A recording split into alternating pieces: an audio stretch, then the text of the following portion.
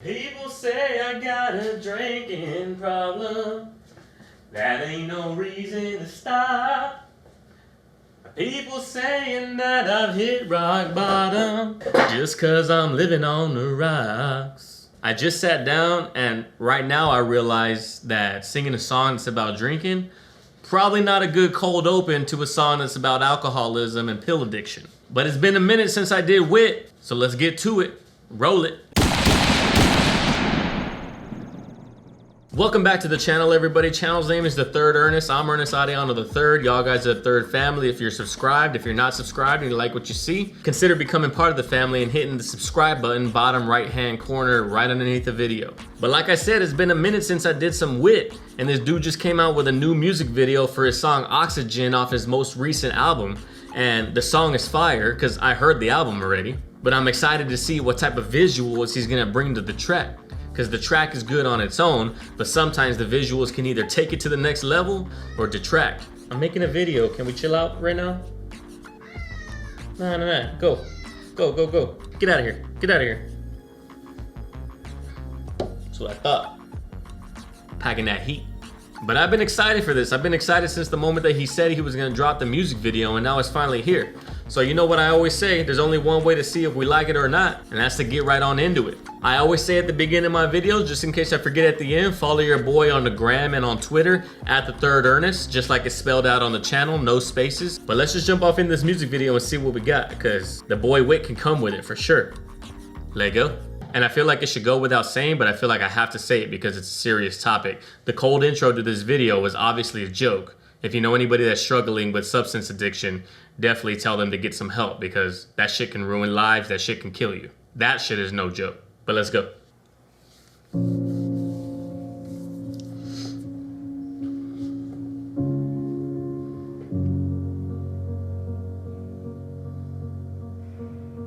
I know I need to learn to live with all the things I can't change. I hate the fact that I feel nothing or I'm reeling in pain. I need to shake this fucking habit, so I try but I can't. And I look down on other addicts when we're one and the same. Remember back, I'm pushing 20, those were simpler times. That's when we met, and ever since you're never far from my mind. I broke my ankle playing ball, and so it's you I'm prescribed. And even through all of the pain, you make me feel like a fly. A couple weeks and now you're gone, and now I'm...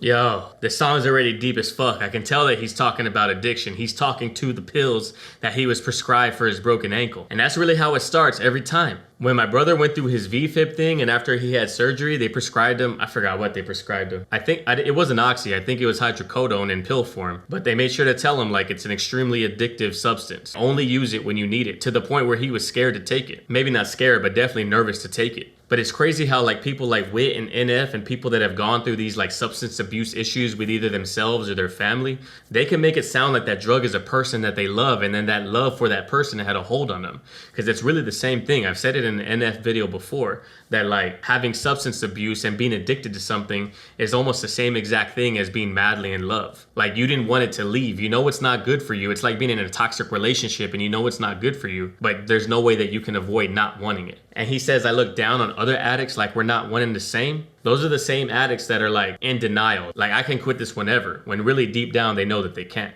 And he says, even through all the pain, you make me feel so alive. Bro, that's a bar right there. Because he's literally talking about the pain of his ankle when he broke it and he was prescribed these painkillers, but literally all the pain, all the toxicity in a toxic relationship, all the pain, all the cheating, like it doesn't matter because when everything is right, you make me feel so alive. It's crazy, like the similarities. Couple weeks and now you're gone and now I'm feeling the stress. I always wanted to feel something, maybe nothing is best. My friends and family start to question if I'm feeling depressed, but I don't really give a damn, just put me back on the meds. I've been lost in my head. My homie Jack said he dealt with the same shit. He said he started drinking to deal with the pain quick.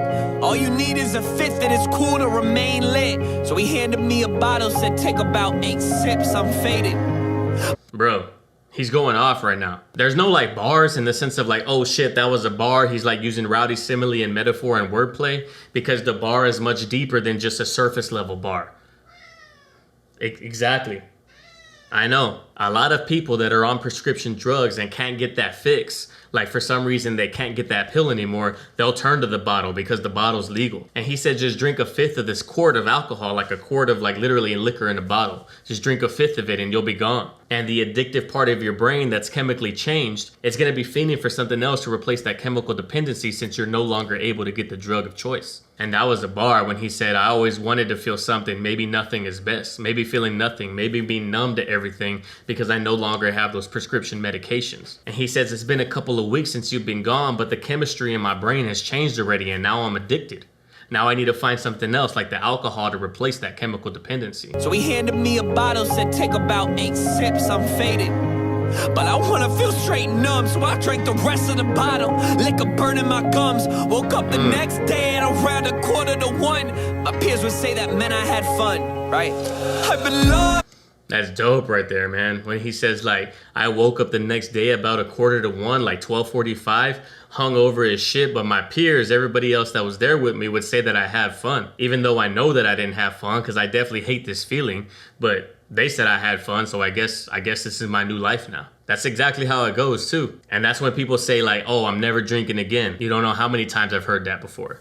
I've even said it before. One thing that you'll notice about the video is that obviously the video is kind of literal. Like he's fucking going through depression. She's like wondering where he's at in his mind. You know, he's not the same person since he started drinking. But what helps that emotion is the fact that the video has a lot of cold tones. We started out as a very warm theme. We got a lot of warm tones. We got oranges, we got browns, we got yellows. But then after the chemical dependency kicks in and it turns out to be much stronger than we initially anticipated, that's when we start getting these cold blue tones. Now everything's blue and everything's sad. We got blues, we got purples, we got teals. That's that good lighting design. That's good DP work right there, director of photography. That meant I had fun, right? I've been lying, I've been saying I'm fine, but I've been feeling low and I don't know why. Another night, I feel empty inside. I'm bottle after bottle of whatever I find. Feel the weight lift off me. Someone tell my mom I'm sorry. I don't wanna lie, I've been losing my mind. They tell me take a pill until I feel the present day, been feeling sick, think I'm just... Bro. That chorus is so fire. That hook is so fire. Like the melody is dope. The emotion that he sings with is dope. This is probably Witt's strongest track that I've heard to date. I'm alive, but I'm losing my mind. Like I'm alive, I'm breathing out here, but on the inside I feel dead. Inside my mind I feel lost because I don't have those chemicals that I become dependent on. They tell me to take another pill and I'll be fine. Bro, that's some deep shit. They tell me take a pill until I feel the present day, been feeling sick, think I'm just biding my time. That little pullback too, and the way that like as they pull back, the video gets blurry. That's dope. Cause like we're focused on him, but we lose that focus. Just like he's focused, but he loses the focus whenever he's on alcohol or whenever he's on those pills. That was fire. It's like those little subtle things that make music videos dope. He's watching TV about the seriousness, but he's not really taking in that information because he's just there. He's there, but he's not there. Here's the pullback right here though. My mind, they tell me take a pill until I feel the present day, been feeling sick, think I'm just biding my time. I take a shot of something strong to keep that shit off my mind. All my friends started families and they left you behind. And here I am, drinking any can or bottle I find. My body took you in as blood and so we're never apart. Some real shit, you're the closest someone's been to my heart. But just like everything I love, you fucking tear me apart. Just like everything I love, you fucking tear me apart. I wanna be there for my son, daughter, what? Bro, the emotion, the lyrics. It's just so fire. He says, all of my friends left you and they went on and became happy and had families, but for some reason I'm still attached. For some reason, even though I'm making this family, I still feel like there's a hole inside of me because I know that I need you as well, just as much as I need the family that I've now created. And he says, my body took you in as blood. So now we're never apart. Dope, because you know they're always talking about blood alcohol content. It's just the way that he visualizes these things in his lyrics. It's just perfect. And he says, just like everything else that I love, everything else that's toxic in my life, you're just the same as them. You fucking tear me apart. Damn. Just like everything I love, you fucking tear me apart. I wanna be there for my son, daughter, wife. I mean my ex-wife now. I guess the time really flies when you're drunk on the couch. I wanna shake this fucking habit, I just don't know how. So you would love to see me sink until I almost drown. And so you keep me on the brink of barely living in. You would love to see me sick until I almost drown, like drown in the liquor. That's what people say, it's a phrase. On the video side, there's not really anything to break down because there's not it's a very literal video. Like we see the past due balances on the bills. We see the beer in front of him. We see the pills in his hand. We see the bills next to the liquor bottle. It's very literal, but sometimes videos that are literal, they help sell the story even more so. Because like with Nate and F, like in other artists that have very concept driven, very abstract videos, there's a lot of meaning behind them. A lot of times they can take away from the video because you don't know, are we listening to the lyrics? Are we watching the video, trying to break the video down? Like which one is more important? So sometimes literal videos that are talking exactly about what the song is about, sometimes that helps elevate the story even further. And so you keep me on the brink of barely living in death. As long as I'm alive, yeah, you know you're getting my check.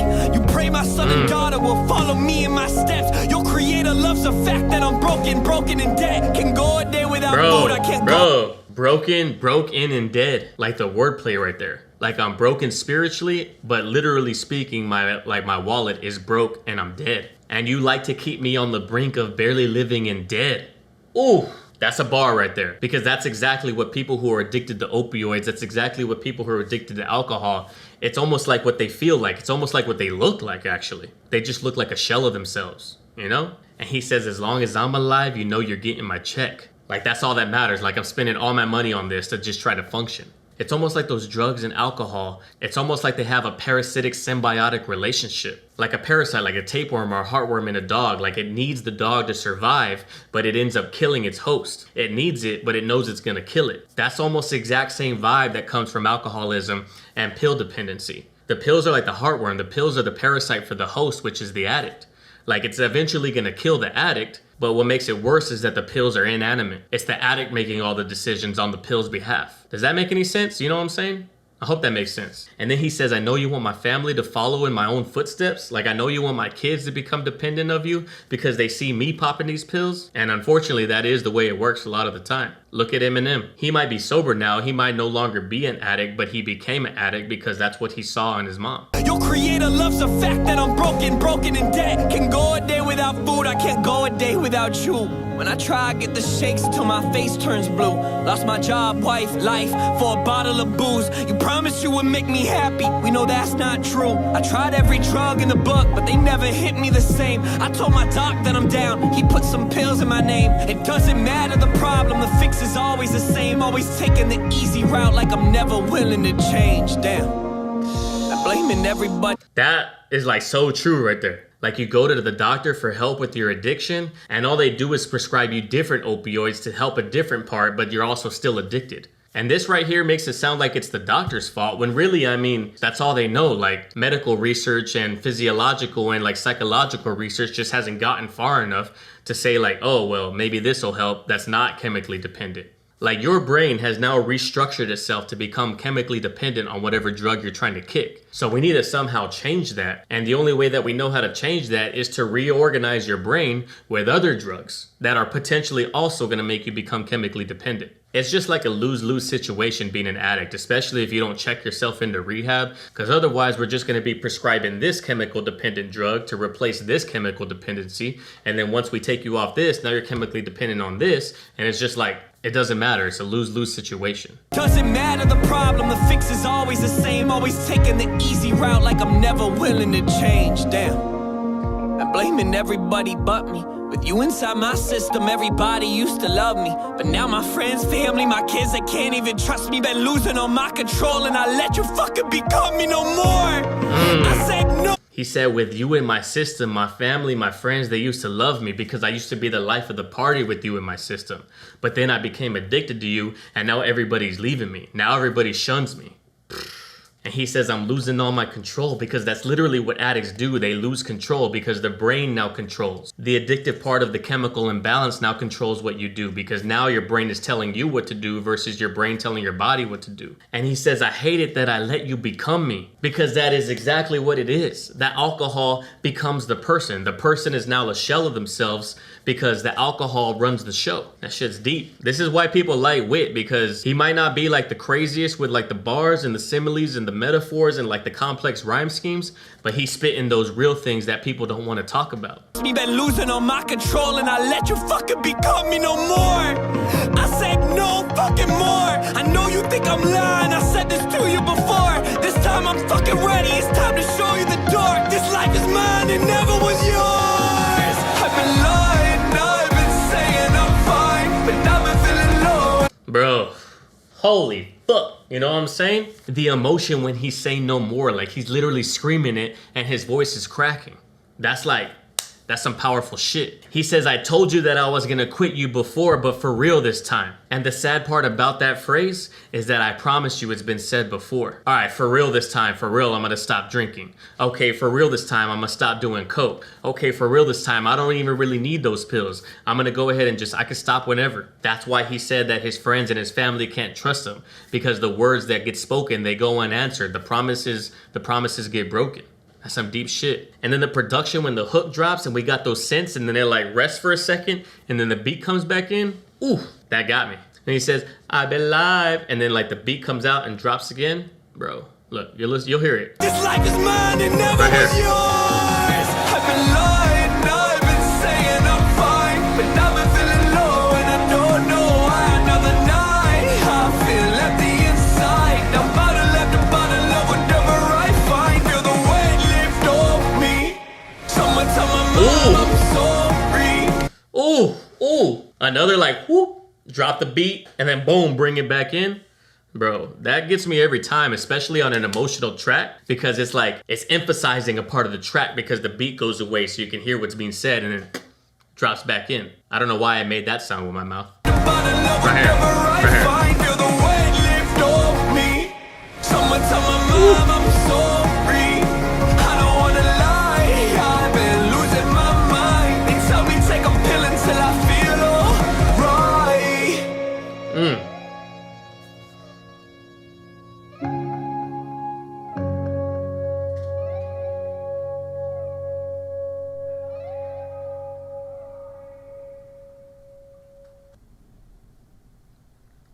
That's a sad statistic right there.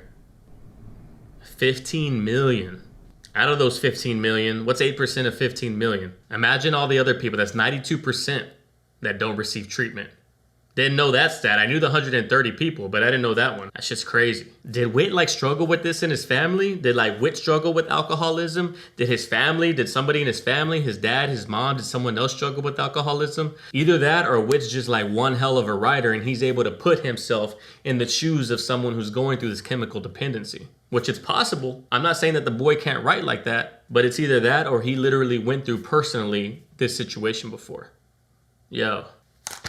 That shit was tight, son. Like, it's cool to hear a hype track. It's cool to hear like a club track. It's cool to hear like a freestyle where someone's just going in on the mic. They're like, you know, they're going in with the bars. They're going in with the wordplay. Like, they got the most creative shit coming to their mind. But sometimes that's just gotta fade away. And I wanna hear some real shit. That shit's real in the sense, but we're talking about something that actual people struggle with every single day. And that's why people gravitate toward Witt. That's why people gravitate toward NF. But yo, that's the end of the video. I appreciate you sticking around if you made it this far. If you like what you saw, like the video, leave a comment. All that stuff helps the algorithm catch the video. If you like what you saw enough, please consider becoming part of the family. If this is not your first video and you find yourself returning, you more so than anybody else should become part of the family. Like I said at the beginning of the video, follow your boy on Twitter and on Instagram at TheThirdErnest, no spaces, just like the channel's name. Go join the Discord. The Discord, we always got people talking in there. I'm really active on the Discord, so you'll probably hear from me if you join. And like I always say at the end of all of my videos, guys, go out there in the world, love and care for one another, love and care for each other, and I'll catch everybody on the next video. Peace.